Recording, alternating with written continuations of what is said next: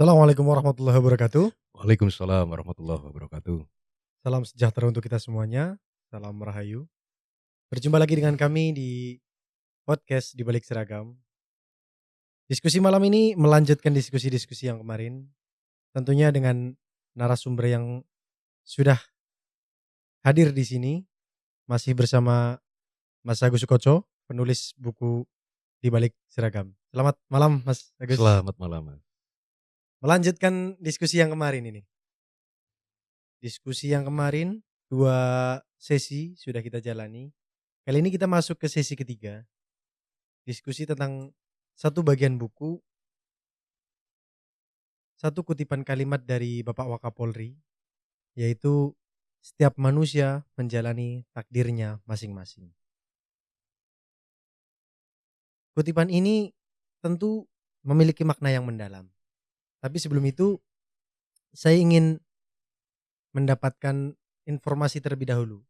Kira-kira inspirasi utama dari kalimat Bapak Komjen Pol Dr. Andes Agus Andrianto ini apa ini, Mas?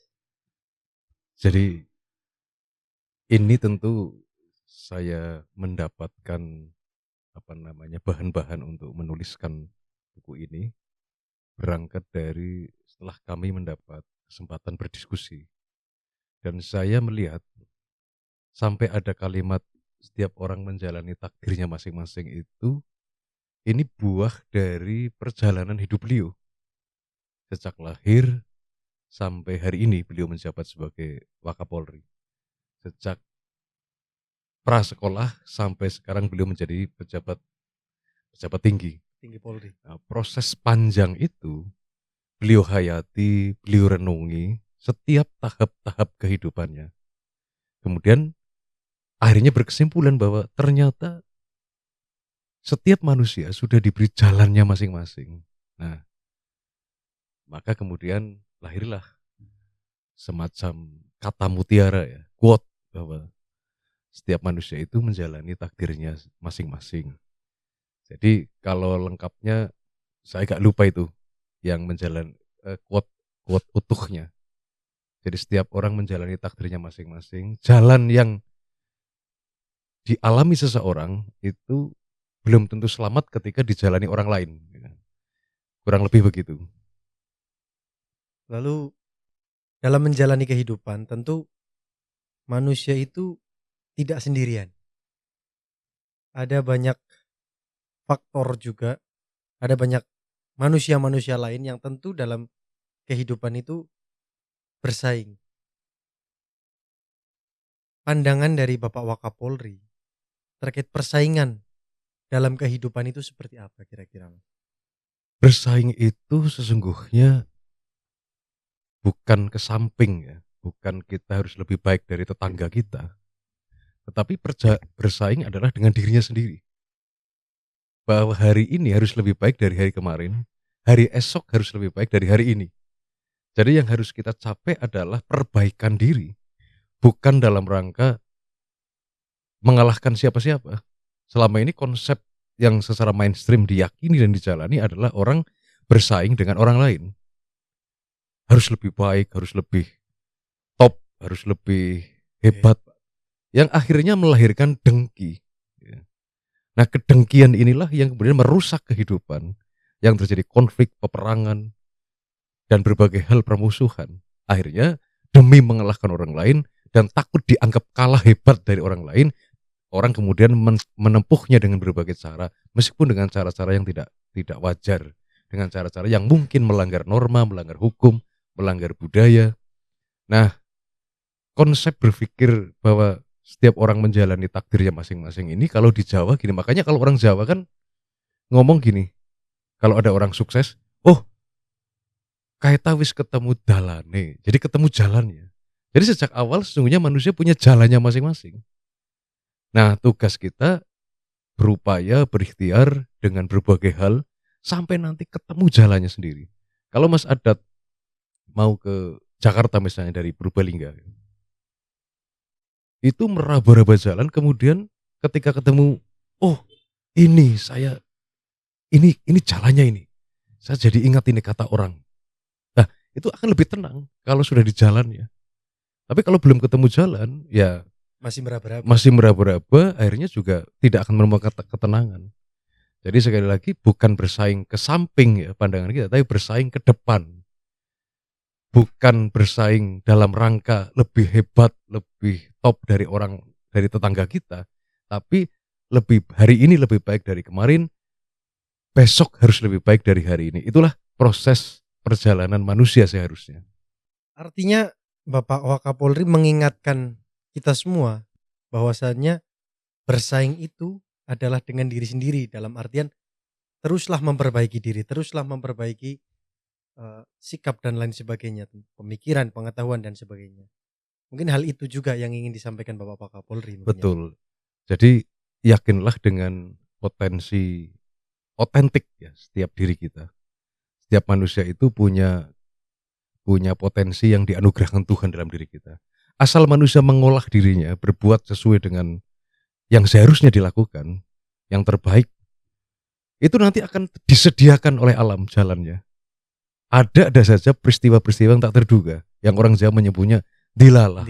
Tapi kalau kemudian fokus kita adalah merebut jalannya orang lain, itu yang terjadi adalah permusuhan, dan di jalan itu saja kita belum tentu pas kok, belum tentu nyaman.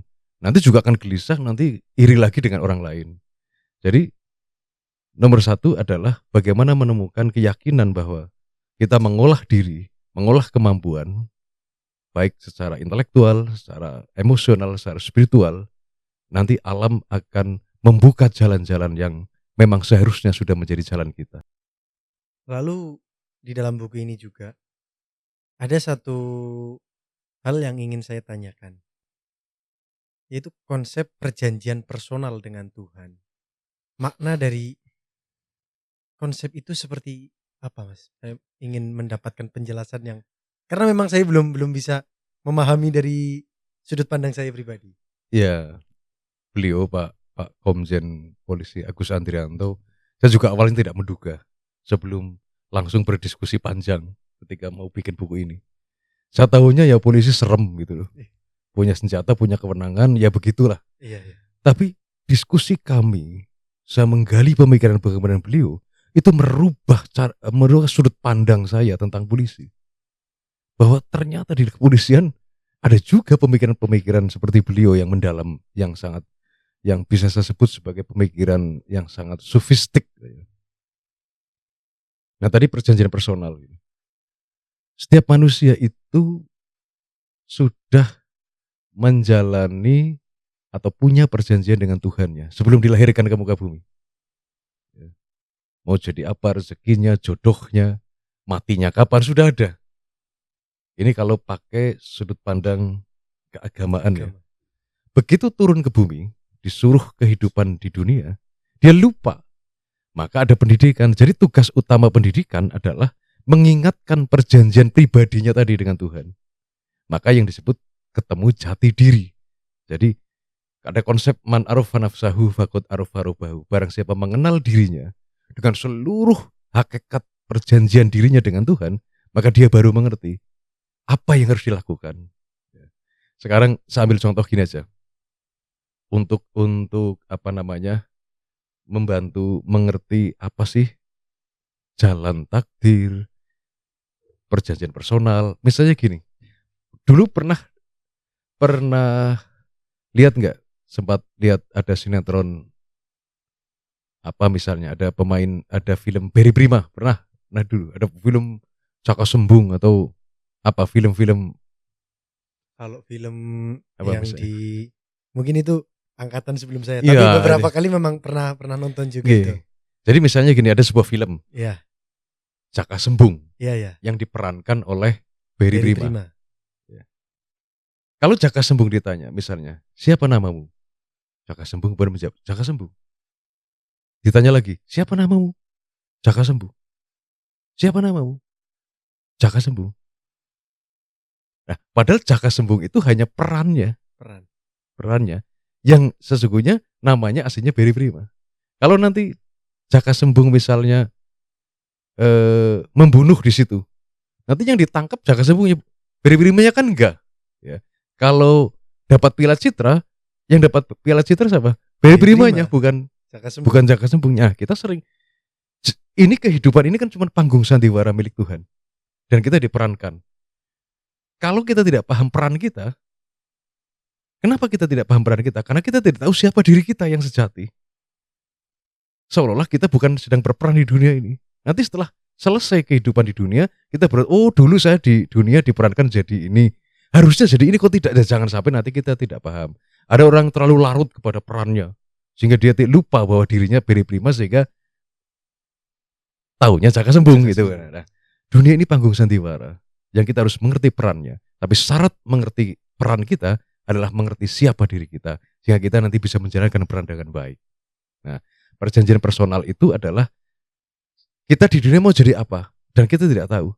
Maka pendidikan, orang harus belajar untuk menggali potensi dirinya, kecenderungannya. Nanti lama-lama akan makin tahu sesungguhnya kita seharusnya menjalani peran apa dan harus bagaimana. Untuk mengenali diri kita sendiri, tentu kita butuh banyak peran.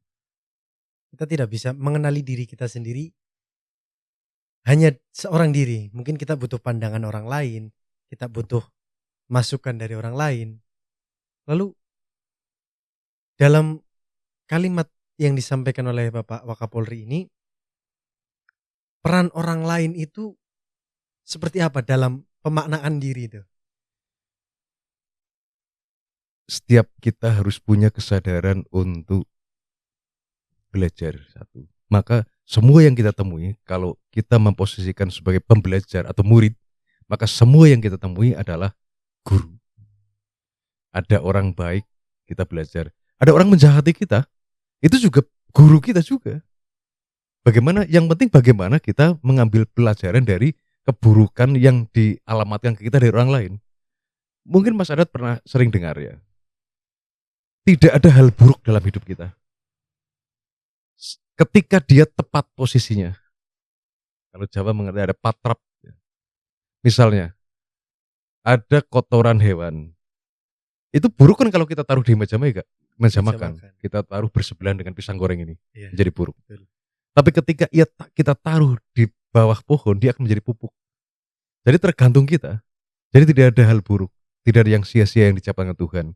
Semua menjadi sia-sia kalau kita gagal mengambil pelajaran dari apa yang terjadi. Itulah etos agar kita nanti pada akhirnya menemukan hikmah-hikmah sampai menemukan jati diri kita. Sehingga ketika kita sudah mengerti jati diri kita sudah mengerti di jalan mana kita harus menjalani hidup. Wah, asik, seru sekali. Tapi boleh sambil dinikmati dulu nih minuman dan kopinya. Merilekskan. Ini banyak banget ini.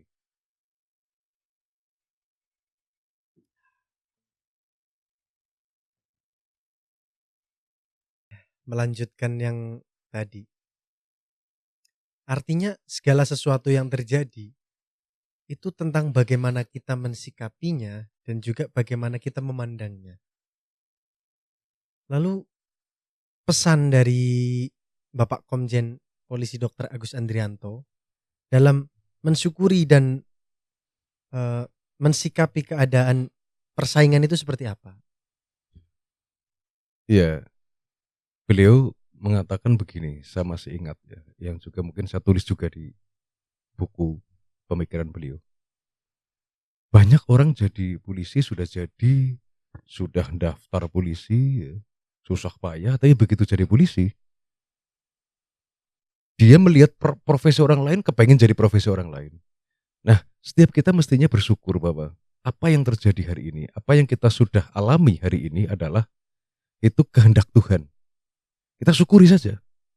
Kita syukuri bahwa kita kok dulu digerakkan untuk daftar polisi. Kita digerakkan hati kita untuk punya inisiatif itu.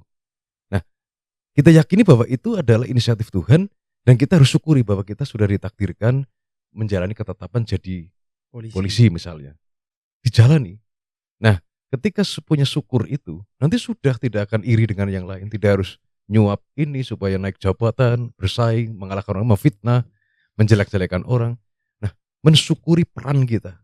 Ini yang paling esensial saya tangkap dari pesan beliau. Mensyukuri apa yang hari ini kita dapatkan. Artinya dengan bersyukur kita akan lebih menikmati apa yang kita terima. Seperti halnya kita bersyukur malam ini ada mendoan, ada pisang goreng. Maka ketika kita menikmati ini akan terasa lebih nikmat. Tapi ketika kita mengeluh, wah harusnya ini adanya pizza misalnya. Kita tidak akan bisa menikmati mendoan ini. Nah, hiduplah di realita, Realita. hidup di yang nyata, jangan hidup di dalam ilusi dan Angan-angan. halusinasi. Dalam perjalanan hidup, setiap manusia tentu punya masa yang sudah dilewati. Ketika kita ibaratkan menjadi satu buku, maka setiap waktu yang sudah terlewat adalah halaman sebelumnya. Dari kalimat Bapak Wakapolri ini, dalam kita melangkah menjalani kehidupan kita selanjutnya, itu ada pesan apa yang ingin disampaikan? Jadi beliau mengatakan begini, kita tidak akan bisa mengerti halaman ke-100 kalau kita belum membaca halaman dari halaman 1 sampai 99. Nah, karena ada satu kaitan dengan kaitan lain. Hidup ini kan untuk membaca. Nah, pandai-pandailah membaca. Membaca semua yang kita alami, yang semua di situ kita terlibat. Kita alami, kita bertemu, kita jalani. Itu adalah bacaan huruf-huruf kehidupan yang memang harus kita baca. Misalnya hari ini, orang ketika sudah sampai pada hikmah, itu sudah tidak ada yang buruk. Buruk itu kan ketika belum menemukan hikmah.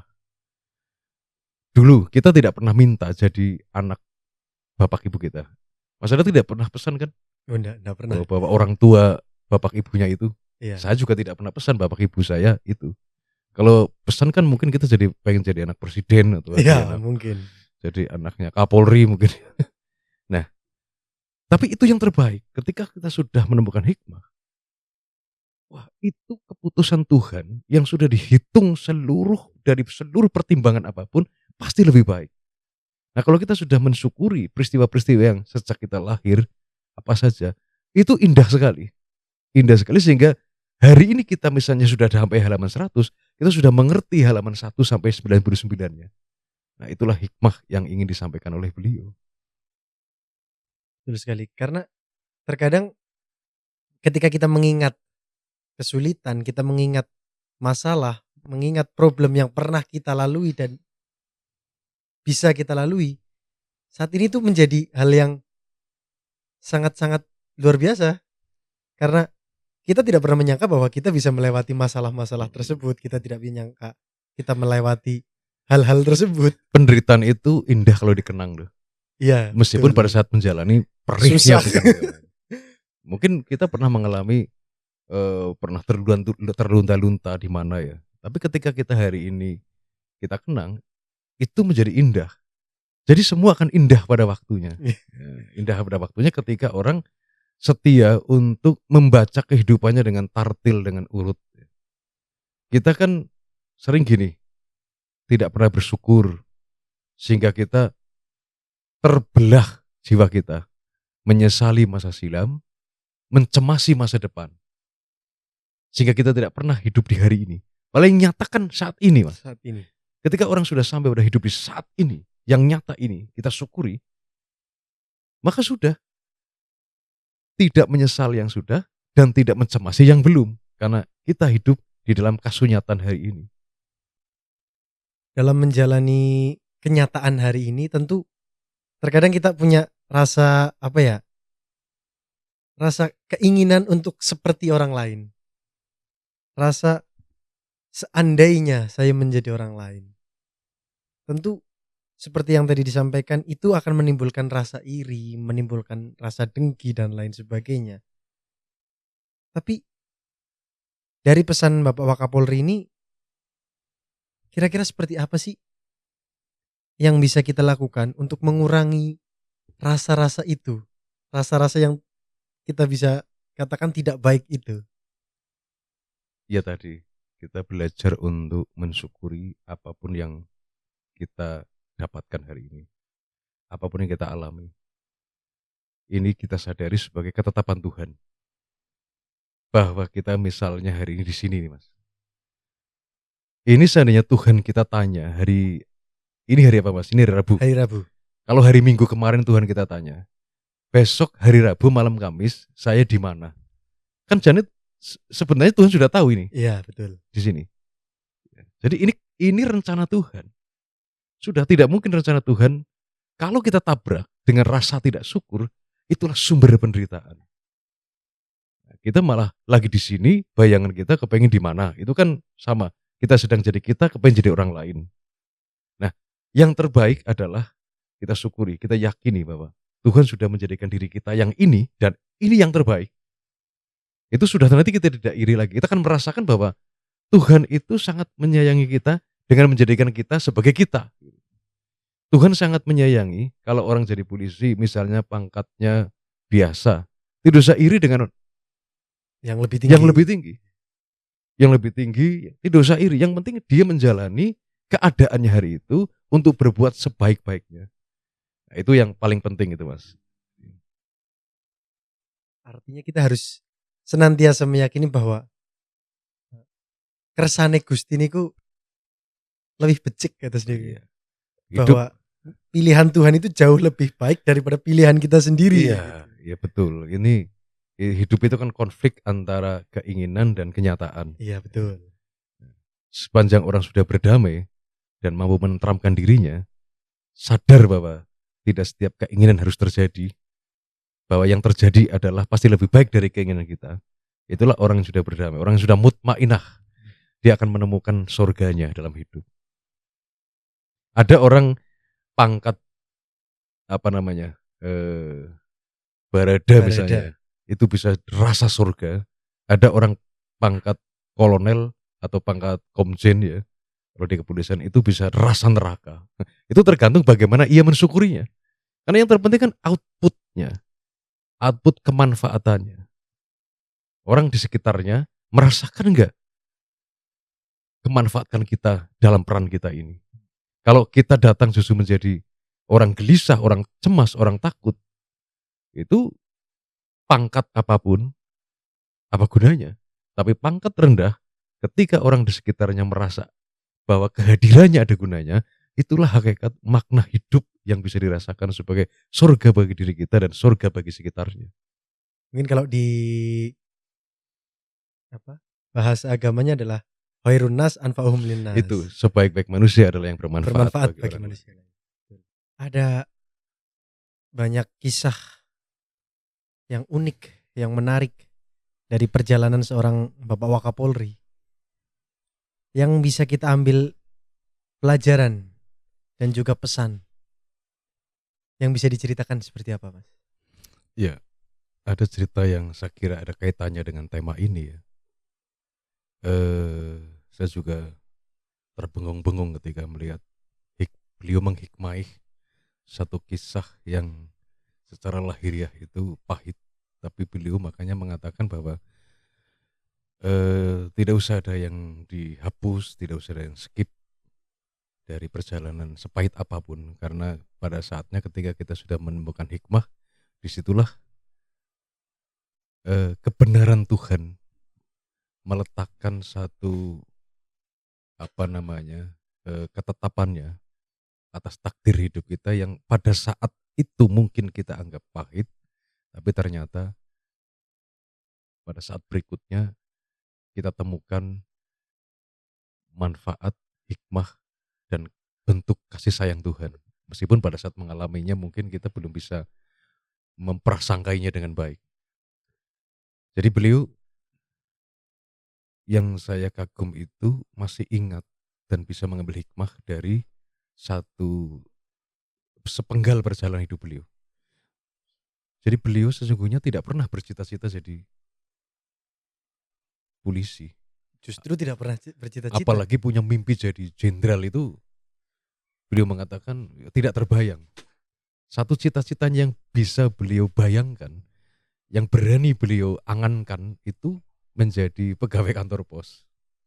Karena kakak-kakaknya, saudara-saudaranya bekerja di sana menjadi pegawai kantor pos. Jadi yang terbayang beliau adalah betapa asik, betapa menyenangkan keliling kampung sambil mengantar surat Membagikan. pakai motor yang warna oranye itu. Iya betul. Dengan keranjang di samping Iya, gitu. itu di masa-masa beliau itu kan memang zaman itu, zaman pos ada ya.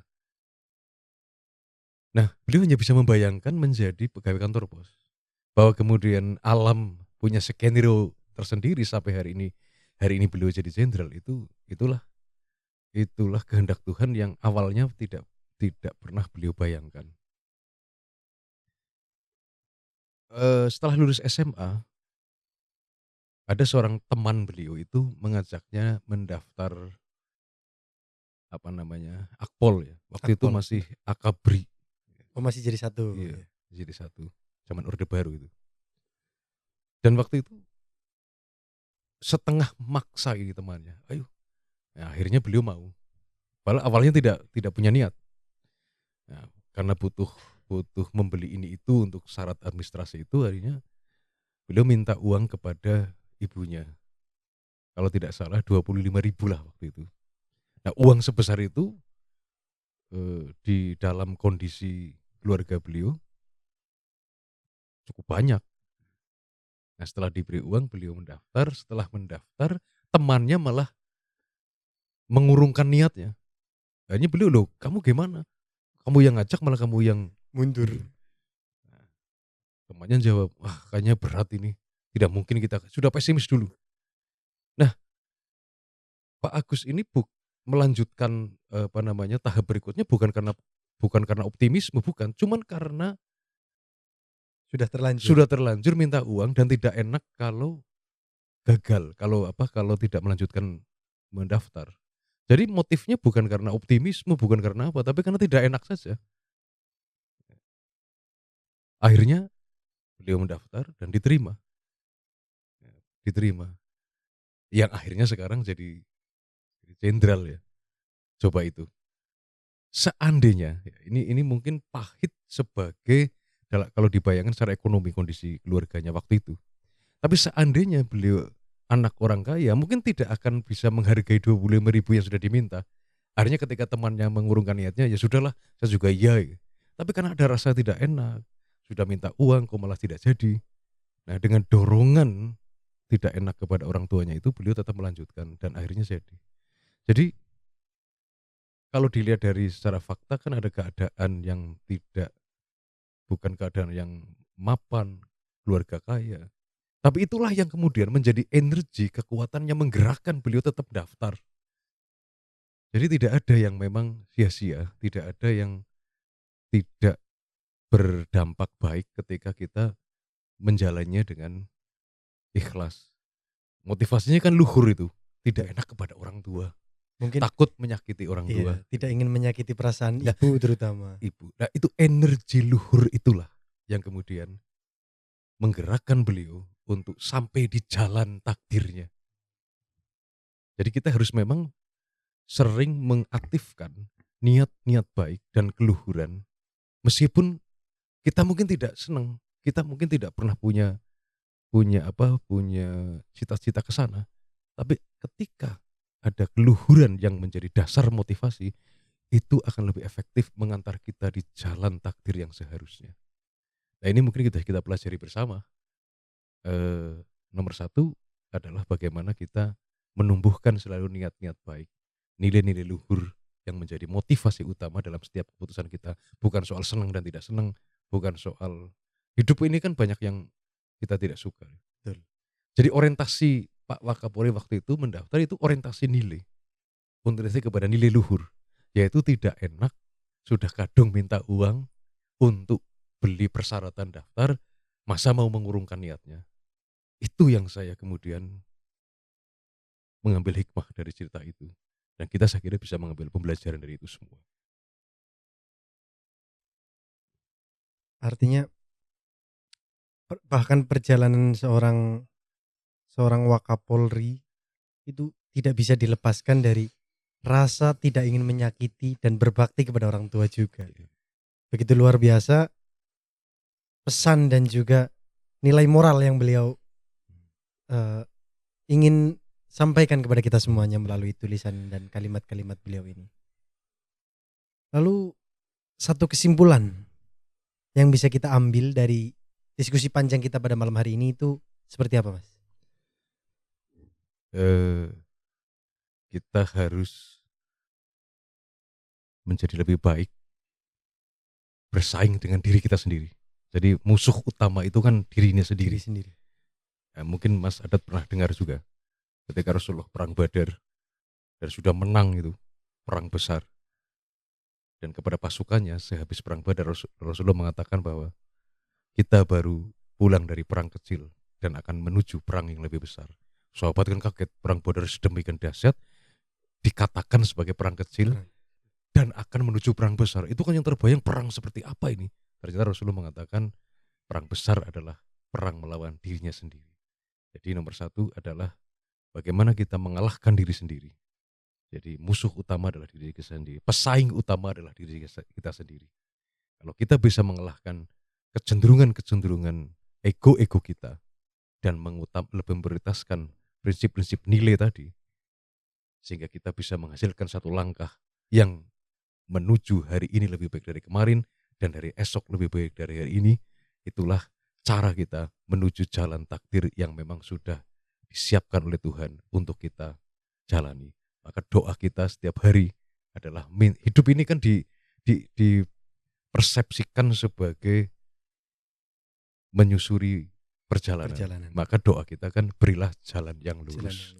Jalan yang lurus itu bukan jalan kayak jalan tol lurus secara fisik ya, secara ruang, tapi jalan di mana memang itu adalah jalan kita, bukan jalan orang lain.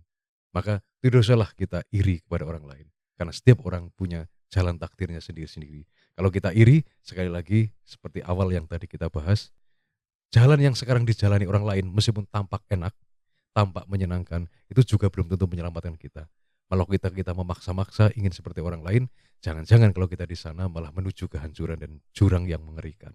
Jadi syukuri apa yang hari ini kita alami, kita menjadi semua yang kita jalani ini, jadi apapun, sekecil apapun yang secara lahiriah terlihat orang lain, sudah optimalkan untuk menjalani kebaikan dan kemanfaatan. Terima kasih. Banyak sekali hal-hal yang bisa kita petik. Banyak pelajaran yang bisa kita terima dari diskusi malam hari ini. Terima kasih Mas Agus atas kesediaannya hadir di tempat ini untuk berdiskusi dengan saya. Sama-sama, Mas. Pemirsa, Bapak Komjen Polisi Dr. Andes Agus Andrianto dalam kalimatnya tentu banyak hal yang bisa kita jadikan sebagai pelajaran.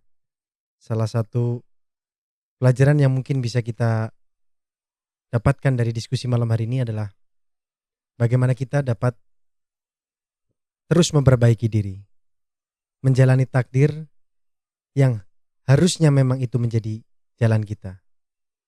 Sekian dari kami, jangan lupa klik like, komen, dan juga subscribe. Terima kasih. Wassalamualaikum warahmatullahi wabarakatuh. Waalaikumsalam warahmatullahi wabarakatuh.